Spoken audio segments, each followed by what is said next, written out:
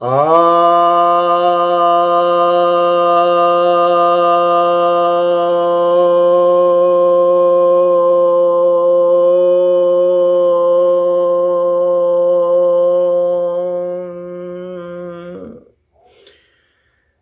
भक्तजनों को सप्रेम नमन।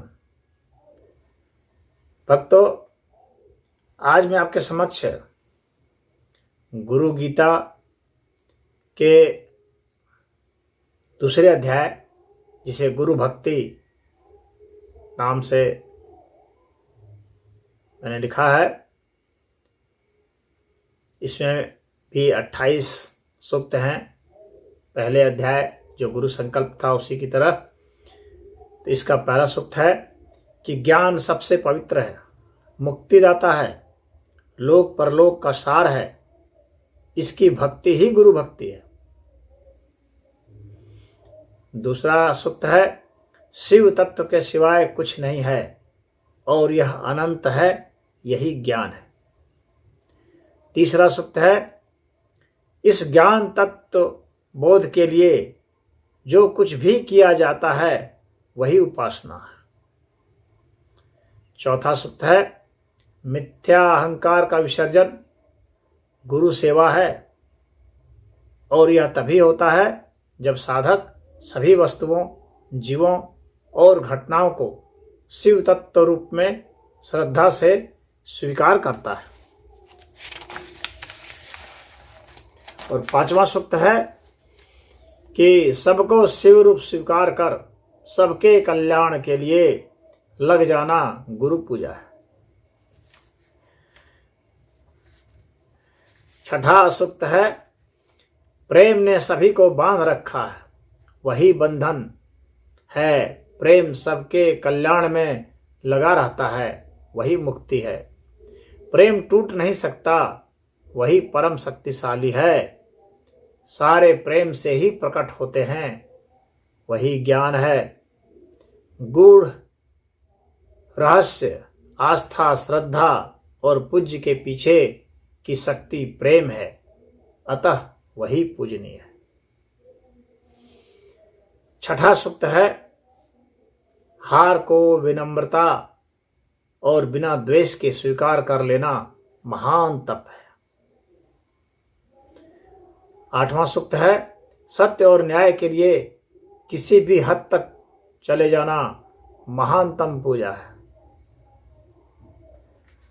नवां सूक्त है, संसार को जो सुनाना चाहता है वह मुख बोलता है, जो छिपाना चाहता है वह शरीर बोलता है। 10वां सूक्त है, सभी विषयों के प्रति अरुचि अहंकार को विलीन कर देती है, जो स्थित प्रज्ञता लाती है।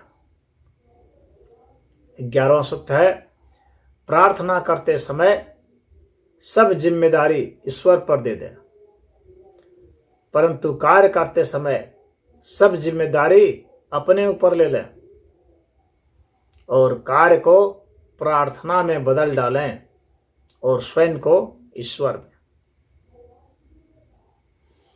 12वां सूक्त है, श्रद्धा रहित कर्म और ज्ञान रहित श्रद्धा व्यर्थ।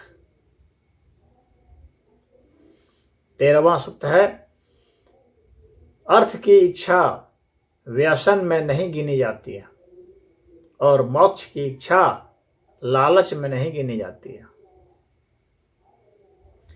14वां सूत्र है, इंद्रियों के वशीभूत शासक बड़ी सेना, समर्थक और संसाधन होते हुए भी अंततः विनष्ट हो जाता है। 15वां सूक्त है, अधिक भार और आभार मन को खिन्न कर देता है। 16वां सूक्त है, किसी भी एक गुण, व्यक्ति, वस्तु, शक्ति, मत, देव या ग्रंथ पर न ज्यादा आश्रित होना चाहिए, न ज्यादा भरोसा करना चाहिए। 17वां सूक्त है, ज्ञानी की श्रद्धा पूर्वक सेवा से ज्ञान अपने आप उतरने लगता है। 18वां सूक्त है, ज्ञानी होने का एक सरल रास्ता है अपने वाक्यों को प्रश्नवाचक में बदल लें। 19वां सूक्त है, पूर्ण शांति, आनंद, सत्य, तथ्य और रित की खोज और बोध के उपरांत न्याय का संपादन धर्म है। 20वां सूक्त है, 9 दुर्गा अस्तित्व की 9 शक्तियों के नाम है। सृजन, ग्रहण, संग्रहण, रूपांतरण, उत्सर्जन, अनुभवन, अनुक्रमण, संगणन और सम्मिश्रण। 21वां सूक्त है, स्वशासन परम अनुशासन है। 22वां सूक्त है, आनंद की तलाश में वस्तुओं को बदलना भौतिकवाद है और स्वयं को बदलना अध्यात्मवाद है।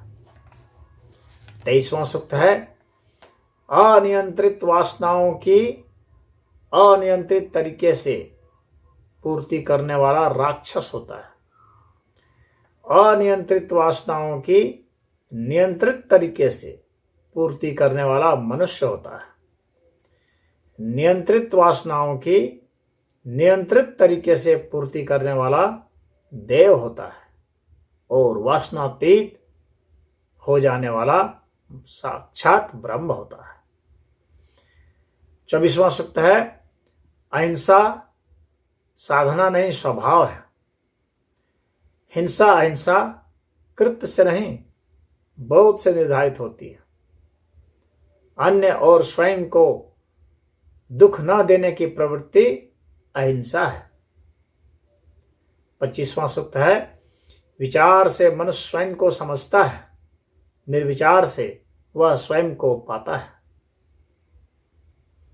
26वां सूक्त है, मन चंचल होता है परंतु इसकी दिशा होती है बेहतर की ओर, और जब तक इसे अनंत नहीं मिल जाता तब तक यह संतुष्ट नहीं हो पाता, भागता रहता है।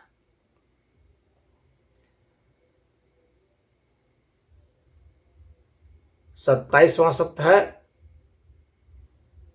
मन का घनीभूत होकर मजबूत हो जाना एकाग्रता है। मन का लीन होकर मिट जाना ध्यान है। 28वां सूक्त है, श्वास प्रश्वास को लंबा करके भावनाओं और विचारों पर नियंत्रण किया जा सकता है और लंबा करने के सूक्ष्म विचार का दृष्टा बनने पर अति सूक्ष्म साक्षी विचार उभरता है और फिर उसका दृष्टा बनने पर विचार भाव प्रक्रिया का अतिक्रमण होता है। तो इसमें इतना ही। ओम।